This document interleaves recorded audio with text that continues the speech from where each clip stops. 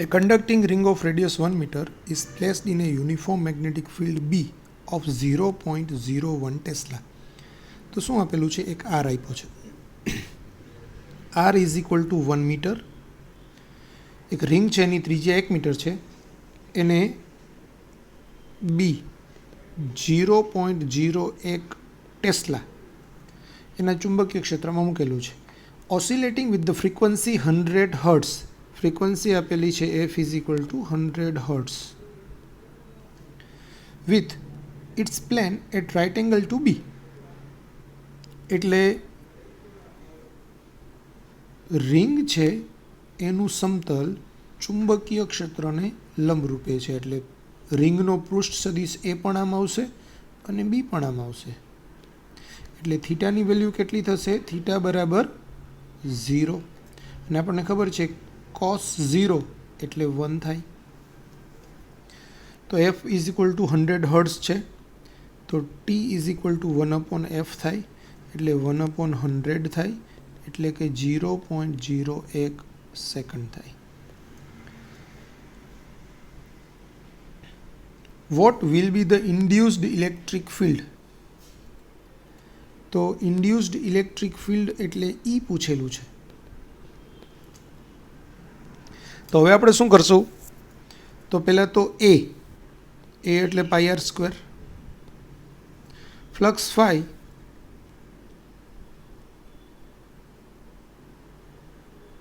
એટલે બી ઇન્ટુ એ થાય.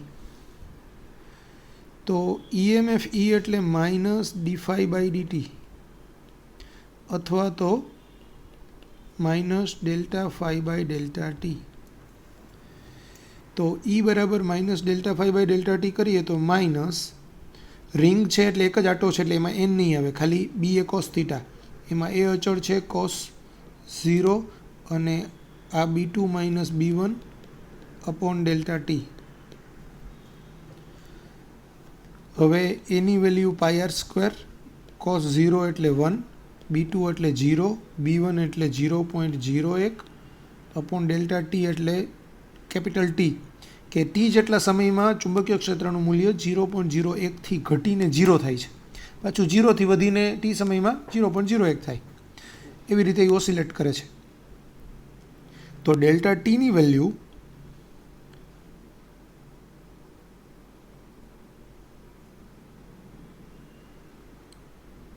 .01 સેકન્ડ છે. આ માઇનસ માઇનસ પ્લસ થશે, 0.01 ઉપર નીચે કેન્સલ થશે, એટલે આપણું પાઈ આર સ્ક્વેર થાય. પાઈ આર સ્ક્વેર થાય એટલે પાઈની વેલ્યુ પાઈ જ રાખીએ, અને આરની વેલ્યુ 1 મીટર છે એટલે 1 મીટરનો વર્ગ એટલે કે પાઈ વોલ્ટ આવશે આપણો આન્સર. હવે આ આન્સર તો ઈએમએફનો આવ્યો. મારે તો શું જોઈએ છે? વિદ્યુત ક્ષેત્ર જોઈએ છે. વિદ્યુત ક્ષેત્રનું સૂત્ર શું છે? તો કે V by D. V by D એટલે V by L. V by L, તો વીની વેલ્યુ પાઈ વોલ્ટ છે અને એલ એટલે 2 પાઈ આર. તો આ પાઈ પાઈ કટ થાય, 1/2, આરની વેલ્યુ 1 મીટર એટલે 1/2 એટલે 0.5. તો આપણો આન્સર છે 0.5 વોલ્ટ પર મીટર. તો આન્સર આવશે B, 0.5 volt per metre. Clear? A is equal to 10 centimetre square. 10 centimetre સ્ક્વેરને આપણે શું કરીએ? તો કે 10 સેન્ટીમીટર સ્ક્વેર એટલે 10⁻⁴ મીટર સ્ક્વેર. હેઝ 200 ટન્સ એટલે એન આપેલું છે 200. મેગ્નેટિક ફિલ્ડ ઓફ 0.1 વેબર પર મીટર સ્ક્વેર એટલે બીની વેલ્યુ આપી છે 0.1 weber per meter square. Is perpendicular to the plane of the coil. The field is reduced to 0 in 0.1 second. મતલબ પેલો જે ચુંબકીય ક્ષેત્ર આપ્યું છે તે B1 કહેવાય અને B2ની વેલ્યુ 0 થાય છે. કેટલા સમયમાં થાય છે? તો કે ડેલ્ટા ટી તમને આપ્યું છે 0.1 સેકન્ડ. શું પૂછ્યું છે? તો કે induced EMF in the coil એટલે ઈ પૂછેલું છે. હવે ઈનું સૂત્ર છે minus N delta phi by delta T, જ્યાં ડેલ્ટા ફાઈ છે એ એક આટા સાથે સંકળાયેલું ફ્લક્સ, એટલે કે માઇનસ એન. હવે ફેરફાર શેમાં થાય છે? ચુંબકીય ક્ષેત્રમાં. એટલે એન એ અચળ છે, તો એન એ B2 minus B1 upon delta T, અને આ કોસ 0 એટલે 1. સોરી, તો એનની વેલ્યુ 200, એની વેલ્યુ 10 ગુણાકારમાં 10⁻⁴. B2 એટલે 0, B1 એટલે 0.1, કોસ 0 એટલે 1 અપોન ડેલ્ટા ટી એટલે 0.1, અને આ માઇનસની સાઇન આગળ. માઇનસ માઇનસ કેન્સલ થાય, 0.1 ઉપર નીચે કેન્સલ થાય, એટલે આ આવશે 2000 ગુણાકારમાં 10⁻⁴, એટલે 3 મીંડા કેન્સલ થાય, તો 0.2 આન્સર આવે, 0.2 વોલ્ટ. તો આપણો આન્સર કહેવાય બી. તો આન્સર આવશે બી. Kept parallel to a uniform magnetic field B directed along the positive z-axis. The direction of the induced current on the surface of the cylinder as seen from the z-axis will be. તો આપણી પાસે એક ઇન્ફાઇનાઇટલી long cylinder છે,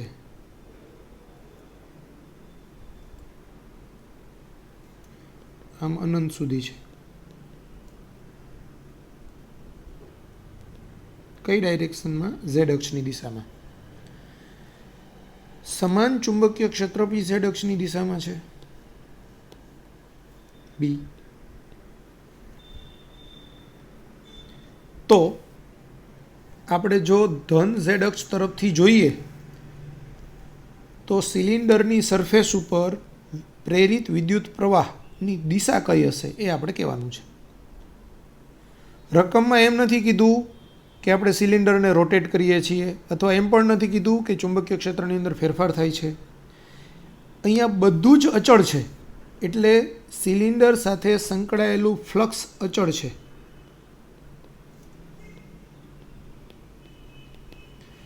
એટલે ડી5 by DT 0 થાય, એટલે આપણો answer આવશે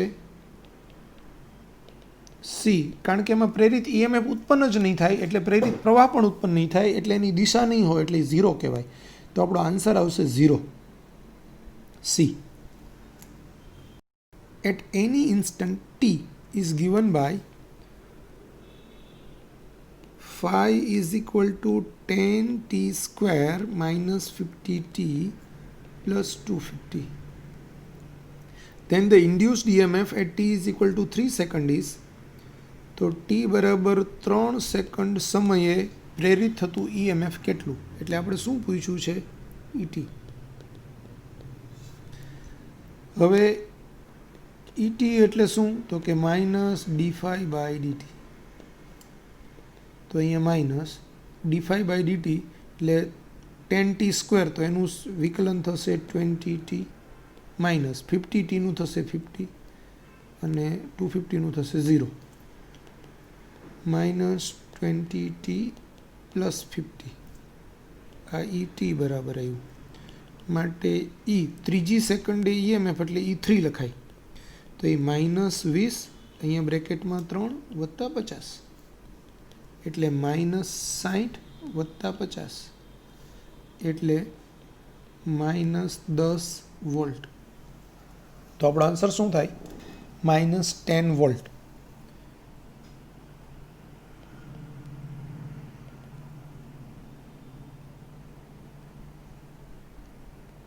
તો આન્સર આવશે એ, -10 volt. Resistance 20 ohm.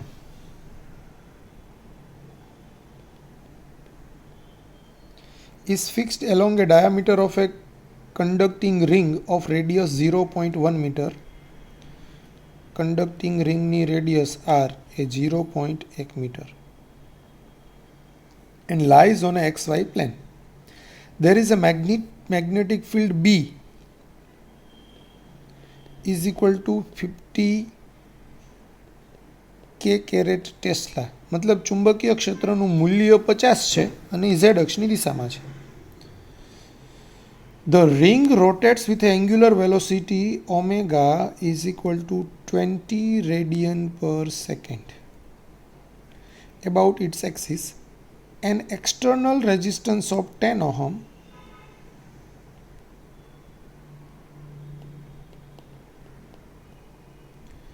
is connected across the center of the ring and ring.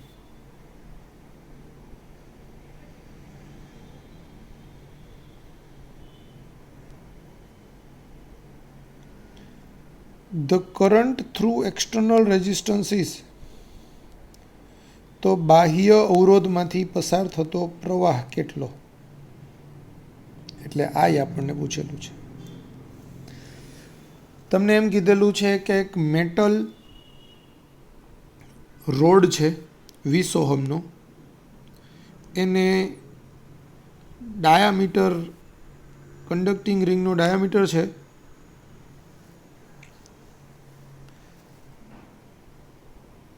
એમાં ફિક્સ કર્યો છે. આ કન્ડક્ટિંગ રિંગ છે, આ એક એક્સટર્નલ રોડ છે જેનો અવરોધ કેટલો છે, આખા રોડનો આર છે, બરાબર. એને આ ડાયામીટર રીતે ફિક્સ કરેલો છે. હવે એક એક્સટર્નલ રેઝિસ્ટન્સ છે જે 10 ઓહમનો છે, એને ક્યાં કનેક્ટ કર્યો છે, તો કે connected across the centre of the ring and rim. એટલે આ સેન્ટર ઓફ ધ રિંગ અને રીમ એની વચ્ચે છે ને અહીંયા આવી રીતે કનેક્ટ કર્યો છે, અહીંયા, બરાબર. The current through the external resistance, તો બાહ્ય અવરોધમાંથી પસાર થતો પ્રવાહ આ આપણે શોધવાનો છે. હવે આખો સળિયો છે એનો અવરોધ આર છે 20 ઓહમ, એટલે એનો અડધો અવરોધ આ 10 ઓહમ થશે, આ 10 ઓહમ થશે, બરાબર. તો બંને અવરોધ અડધા મૂલ્યના થાય એટલે પહેલાં તો આપણે કોઈ એક સળિયામાં ઉદ્ભવતું ઈએમએફ, સળિયામાં ઉદ્ભવતું ઈએમએફ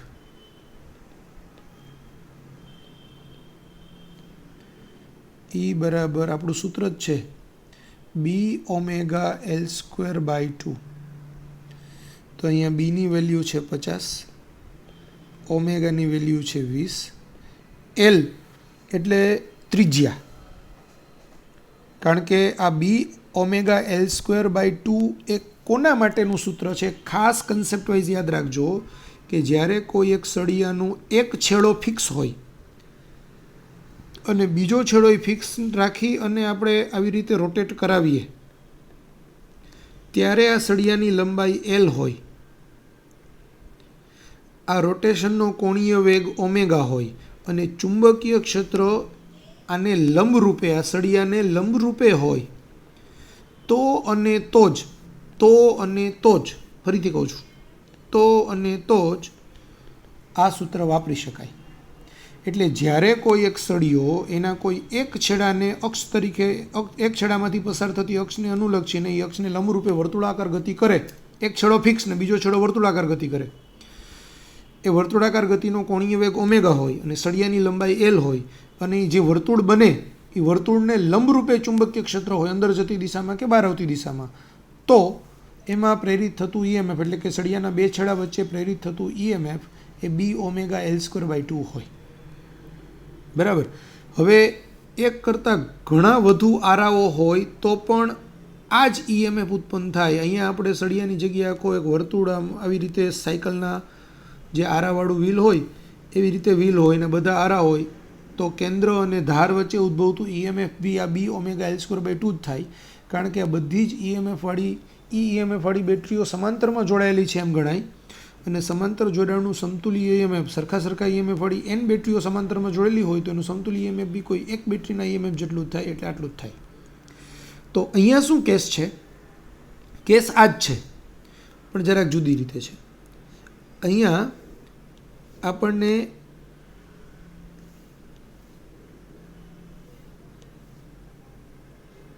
આવી રીતે છે, સળિયો વચ્ચે જોડેલો છે, મતલબ બે આરા જોડાયેલા છે, તો સળિયાની લંબાઈ એ રિંગની ત્રિજ્યા ગણાય. રિંગની ત્રિજ્યા આપી છે 0.1 મીટર, એટલે મારે અહીંયા એલની જગ્યાએ શું લેવાનું છે? 0.1 એનો વર્ગ છેદમાં 2. તો આ શું થશે? 0.1નો વર્ગ એટલે 10⁻2 ઘાત કહેવાય. એ 50ની પાછળનું એક 0 અને 20ની પાછળનું એક 0 એની સાથે કેન્સલ થાય. ઉપર નીચે બે કેન્સલ થાય એટલે આપણને ઈએમએફ આવશે 5 વોલ્ટ. ઈએમએફ 5 વોલ્ટ આવે એ કોનો આવ્યો? તો કે કેન્દ્ર અને રિંગ વચ્ચેનું ઈએમએફ. હવે કેન્દ્ર અને રિંગ વચ્ચે સમજો, આ છેડો ધારો કે ધન બને છે અને આ ઋણ છે અને આ ધન છે ફોર એક્ઝામ્પલ. તો એકચ્યુઅલી આ બેયના છેડા એક જ જગ્યાએ છે, એટલે આપણે એમ કહી શકાય કે અહીંયા 2 કોસ છે એ કેવા છે? સમાંતરમાં. પણ બેયને પોતાનો રેઝિસ્ટન્સ છે 10 ઓહમ, એટલે આપણે એમ કહી શકાય કે અહીંયા એકબીજા 10 ઓહમ, આ 10 ઓહમ. એટલે આનું ઈએમએફ બી ઈ છે, આનું ઈએમએફ બી ઈ છે, એટલે ઈએમએફ તો સમતુલ્ય ઈએમએફ બી ઈ જ રહેવાનું છે. પણ આ 10 ઓહમ સમાંતરમાં છે, એટલે એનું સમતુલ્ય ઈએમએફ અવરોધ 5 ઓહમ થાય. અને એની સાથે પાછો આ એક્સટર્નલ રેઝિસ્ટન્સ છે R ડેશ. એટલે આપણે એમ કહી શકાય કે અહીંયા આ 10 અને 10 સમાંતરમાં, એટલે 10 ગુણાકારમાં 10 છેદમાં 10 વત્તા 10 એટલે એ 10/2 એટલે 5 ઓહમ. હવે આ 5 ઓહમને R ડેશ શ્રેણીમાં, એટલે 5 વત્તા R ડેશ એટલે 5 વત્તા R ડેશ એટલે કેટલું? 10. તો એ થશે 15 ઓહમ. બરાબર. હવે એ 15 ઓહમ જેટલો અવરોધ અને ઈએમએફ કેટલું છે? કુલ અવરોધ ઈએમએફ 5. તો I બરાબર E/R, કુલ અવરોધને આપણે R ડબલ ડેશ કહીએ, તો 5/15 એટલે 1/3 એમ્પિયર. તો આપણો આન્સર આવશે 1/3 એમ્પિયર બી.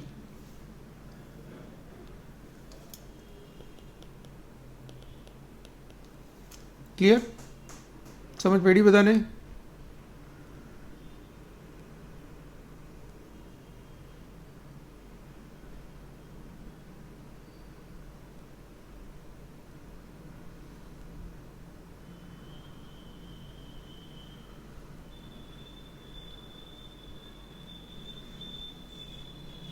અહીંયા હું તમને જરાક સારી રીતે લખીને આપી દઉં.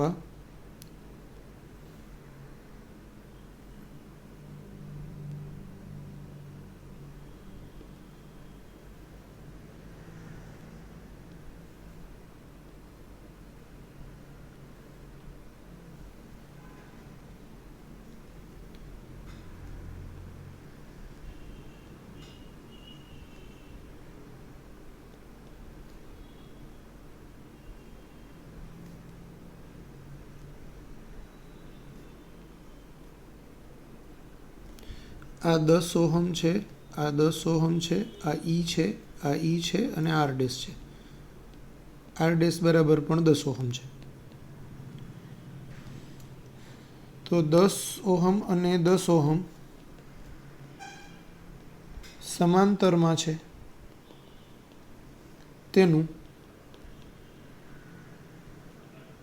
તેનો સમતુલ્ય અવરોધ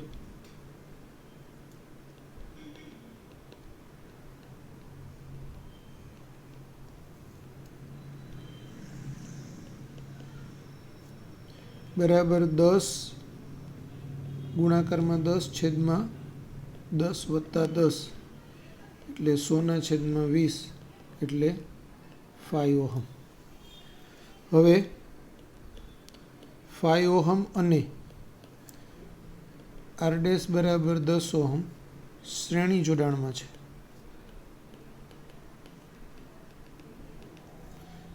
માટે R ડબલ ડેશ બરાબર 5 + 10 એટલે 15 ઓહમ.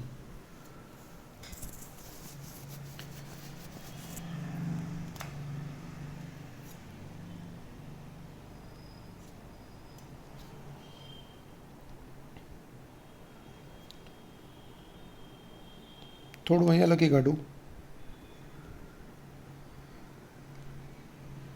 તો I બરાબર E/R ડબલ ડેશ એટલે 5/15 એટલે 1/3 એમ્પિયર એટલે આપણો answer B.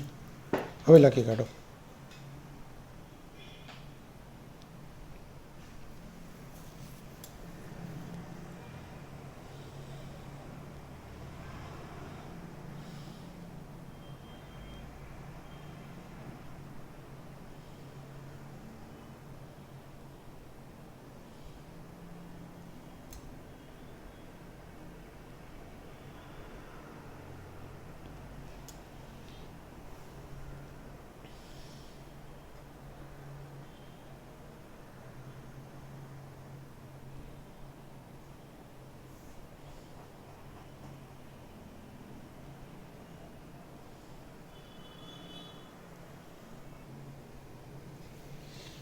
A coil has 1000 tons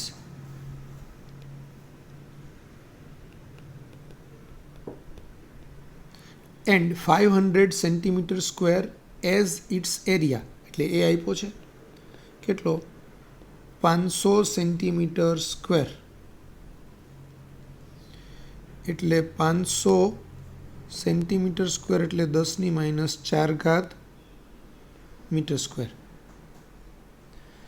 The plane of the coil is placed perpendicular to a uniform magnetic field of 2 × 10⁻⁵ tesla. B બરાબર 2 ગુણાકારમાં 10⁻⁵ tesla.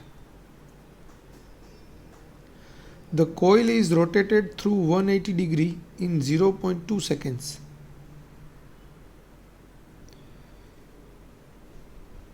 theta is equal to 180 degree અને delta t is equal to 0.2 second. હવે આ the coil is rotated through 180 degree આપ્યું છે ને એનો મતલબ એવો લખાય કે 0 હોય તો એ 180 ના ખૂણે જાય અને 180 ના ખૂણે હોય તો એમાંથી 0 એ જાય. એટલે આ θ2 બરાબર 180 લખીએ અને θ1 બરાબર 0 ડિગ્રી લખીએ. તો average induced EMF in the coil in millivolt E બરાબર ક્વેશ્ચન માર્ક અને એ કેવું ઇન મિલીવોલ્ટ શોધવાનું છે.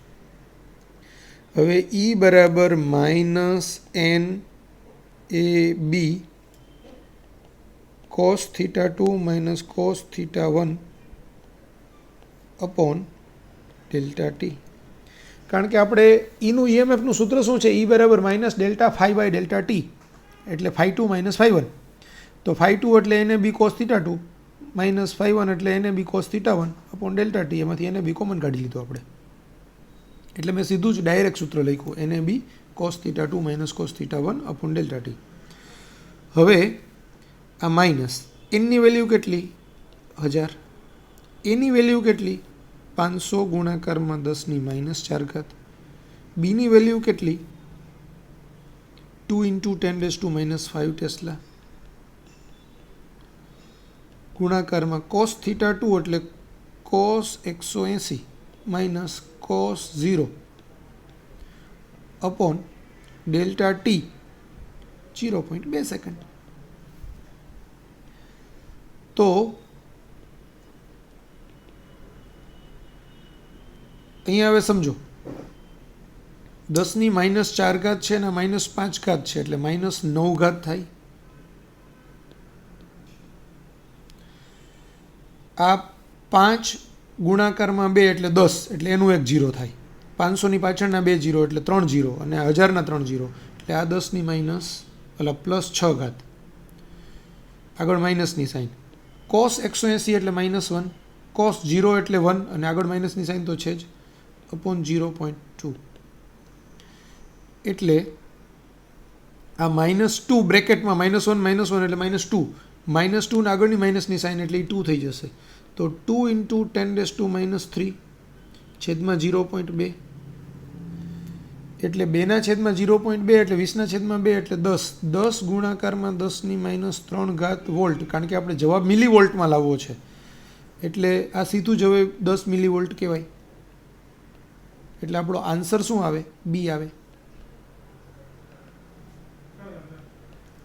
ક્લિયર? તો આપણો આન્સર આવશે B. Loop with a resistance R varies during the time interval tau as phi is equal to AT bracketમાં tau minus T. What is the amount of heat generated in the loop during that time? તો આ સમયગાળા દરમિયાન ઉત્પન્ન થતી heat કેટલી? એટલે કોઈ એક લૂપ છે, સ્થિર લૂપ, એની સાથે સંકળાયેલું ફ્લક્સ છે એ એટી બ્રેકેટમાં ટો માઇનસ ટી. પહેલાં તો આને અંદર ગુણી નાખીએ. A two t minus a t square. તો આ સમય ટી સાથે બદલાય છે. હવે 0થી ટો સુધીનો જે સમયગાળો છે એ સમયગાળા દરમિયાન હીટ કેટલી ઉત્પન્ન થશે તે આપણને પૂછેલું છે. તો પહેલાં હીટ કેટલી ઉત્પન્ન થશે એ શોધવું હોય તો E²/R × T સૂત્ર થાય. એટલે પહેલાં આપણે શું કરવું પડશે? ફાઈની પરથી આપણે ઈ શોધવો પડશે. તો ઈનું સૂત્ર શું છે? Minus d∅/dt. એટલે માઇનસ d/dt બ્રેકેટમાં a two t minus a t square. એટલે ઈ આવશે માઇનસ એ ટો, ટીનું 1 થાય, માઇનસ પ્લસ, કારણ કે આ આગળનું માઇનસ છે એ અંદર ગુણશે તો એ બેયને ગુણે ને, અહીંયા બી માઇનસ જાય નહીં, માઇનસ અહીંયા બી જાય, બરાબર? એટલે માઇનસ પ્લસ 2AT. એટલે આને આપણે હજુ ગોઠવી નાખીએ તો 2AT માઇનસ એ ટો, બરાબર? આ ઈ થયું. હવે ડીટી સમયગાળા દરમિયાન ઉદ્ભવતી ઉષ્મા ઉર્જા, ડીટી સમયગાળા દરમિયાન ઉદ્ભવતી ઉષ્મા ઉર્જા એટલે DH બરાબર E²/R × DT. કારણ કે સમય છે એ સમયગાળો છે 0થી ટો સુધીનો આપણે સમયગાળામાં ઉદ્ભવતી ઉષ્મા ઉર્જા લેવાની છે અને આપણું ઈ છે એ ટીનું વિધેય છે એટલે આપણે એનું સંકલન કરવું પડે. સંકલન કર્યા વગર આપણને એચ મળે નહીં. માટે ટો સમયગાળામાં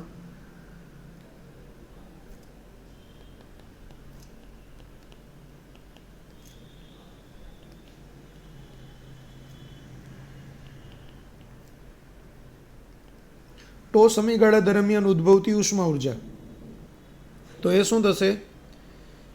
H બરાબર ઇન્ટિગ્રેશન DH એટલે ઇન્ટિગ્રેશન E²/R dt 0થી ટો.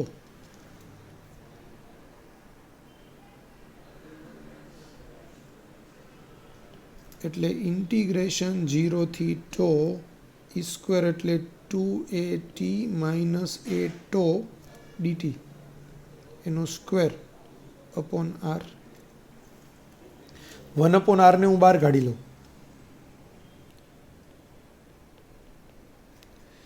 ઇન્ટિગ્રેશન 0થી ટો, જે અંદરનું પદ છે ને એમાં આપણે વર્ગ કરી જ નાખીએ તો 2AT નો વર્ગ થાય 4A²T² માઇનસ x માઇનસ વાયનો વર્ગ હોય તો શું થાય? એક્સનો વર્ગ -2xy વત્તા વાયનો વર્ગ. તો -2xy એ મતલબ 2 ગુણાકારમાં પહેલું પદ ગુણાકારમાં બીજું પદ એટલે 2 × 2AT એટલે 4AT × AT એ ટો એટલે 4A²T આ ટો વત્તા છેલ્લું પદનો વર્ગ એટલે A² ટો સ્ક્વેર છેદમાં 1/r તો આપણે આગળ લઈ લીધું એટલે છેદમાં લખવાનું કંઈ જરૂર નથી. આ બ્રેકેટની બહાર ડીટી. બરાબર. હવે આ 1/r બધામાંથી a² કોમન કાઢી લઈએ તો ચાલે. તો આ a²/r કોમન કાઢી લીધો. 4t² એનું થશે 4t³ minus 4 small t into two. એમાં 4 ઇન્ટુ ટો અચળ છે, a² તો કોમન કાઢી લીધેલો છે એટલે ટી બચ્યું, તો ટીનું થાય t²/2 એટલે 4 ટો ટીનું થશે t²/2 minus minus plus a² common નીકળી ગયેલું છે, આ ટો છે તો ટો² એકલો છે એટલે ટો² અને કંઈ નથી એટલે એનું ટી થાય, 1નું ટી થાય 0 થી ટો. હવે આ a²/r 4/3. હવે ટીની જગ્યાએ ટો મૂકીએ પહેલી લિમિટ એટલે ટોનો ઘન માઇનસ 4t/2 ઇન્ટુ ટોનો સ્ક્વેર વત્તા ટોનો સ્ક્વેર ઇન્ટુ ટો. હવે 0 થી ટો લખવાની જરૂર નથી અને -0 માઇનસ માઇનસ પ્લસ 0 અને -0 એટલે આ પૂરું. નીચેની લિમિટ 0 0 0. તો હવે શું થશે? a²/r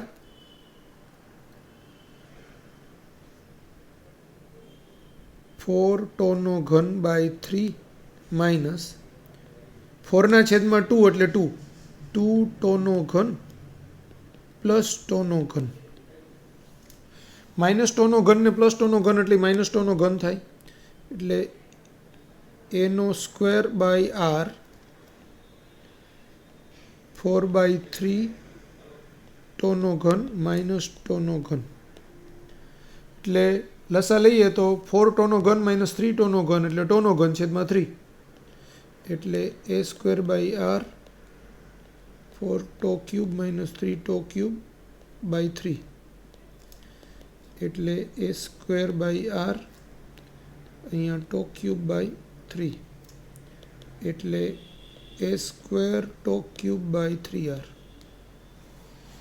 a² ટો³ બાય 3r એટલે આપણો આન્સર આવશે બી. ખ્યાલ આવ્યો? સરસ દાખલો છે, important.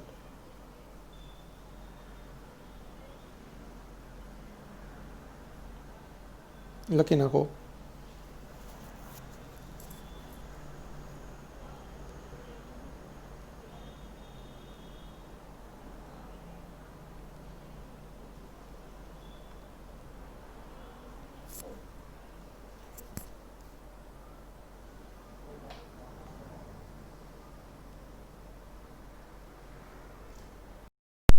A conducting ring of radius r is placed in a varying magnetic field perpendicular to the plane of the ring.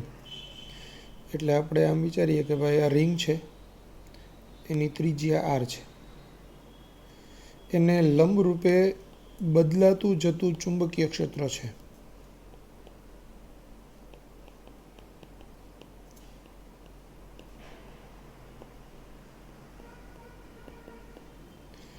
એનો rate of change of magnetic field એ તમને આપેલો છે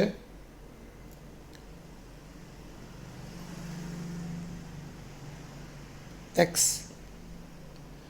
તો electric field intensity at any point of the ring એટલે રિંગની અંદર કોઈ પણ બિંદુએ વિદ્યુત ક્ષેત્રની તીવ્રતા કેટલી. હવે વિદ્યુત ક્ષેત્રની તીવ્રતા છે ને એ સપોઝ હું એમ સમજાવું તમને કે કોઈ એક સળિયો હોય તો સળિયોના બે છેડા વચ્ચેનો વિદ્યુત સ્થિતિમાનનો તફાવત આ પ્લસ છેડો છે, આ માઇનસ છેડો છે, અને બે વચ્ચેનો વિદ્યુત સ્થિતિમાનનો તફાવત v વોલ્ટ છે ને સળિયાની લંબાઈ l છે. તો એમાં ઉદ્ભવતું વિદ્યુત ક્ષેત્ર E બરાબર કોઈ પણ બિંદુએ એ v/l હોય. બરાબર. હવે આ સળિયાનું વાળી દઉં આમ. બરાબર.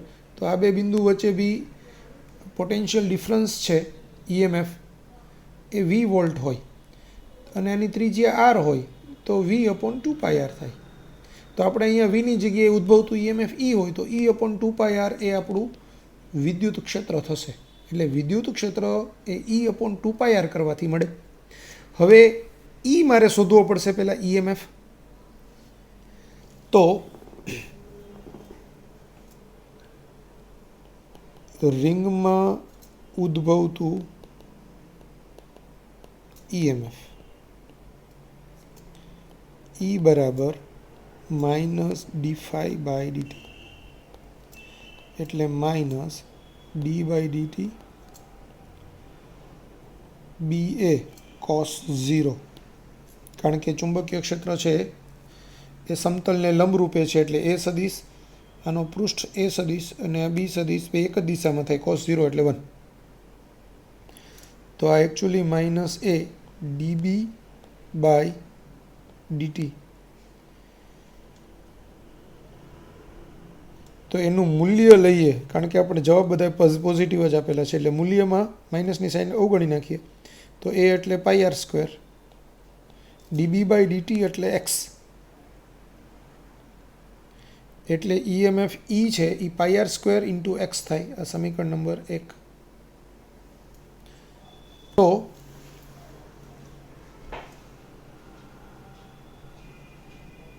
E બરાબર V/L સૂત્ર મુજબ EMF E/2πr, ની વેલ્યુ πr²x / 2πr. તો આ પાઈ કટ થાય, એક RR કટ થાય એટલે E બરાબર RX/2 આવે. એટલે આપણો આન્સર થાય B, RX/2.